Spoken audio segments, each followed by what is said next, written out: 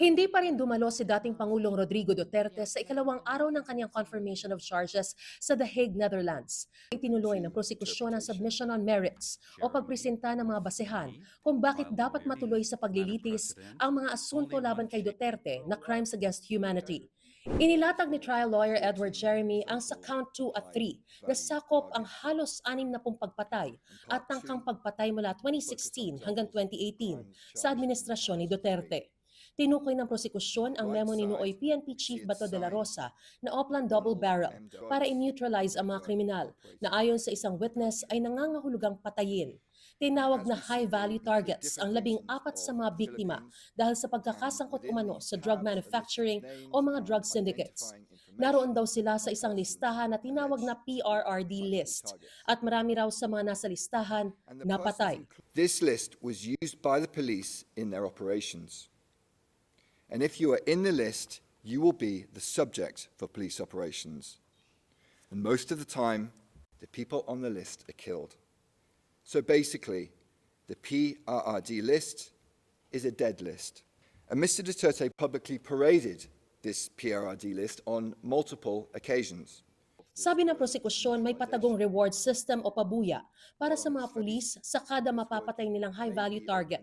Kasama raw dito ang pangako ni Duterte na poprotektahan niya ang mga pulis at militar na magsasagawa ng pagpatay. For as long as there is that power to pardon sa Konstitusyon, yan ang weapon ko against crime. Magmasakir kayo ng 100, di ba, 100 din kayo, edi pardon lahat eh. Restored to full political and civil rights plus a promotion to both. Kasama sa mga pinaslang sina dating Albuera Leyte Mayor Rolando Espinosa Sr. at Raul Yap na pinatay habang nasa kustudiya ng Leyte sa Provincial Jail sa Baybay, Leyte. Ay, yung mayor ng Albuera, mabuti nakaabot siya doon kay Bato na pinahanap ko, shot on sight, parang aso. Eh, ang tingin ko talaga sa inyo, kayo parang aso. According to the PNP's official narrative of this incident, there was a shootout between Espinosa and Yap and officers who attempted to serve search warrants on them while in prison. By contrast, the evidence demonstrates, as set out in paragraphs 107 to 110 of our brief, that these men were murdered in their prison cells in a coordinated operation involving various state agents. CCTV was disabled, guns were planted in their cells, rewards were paid.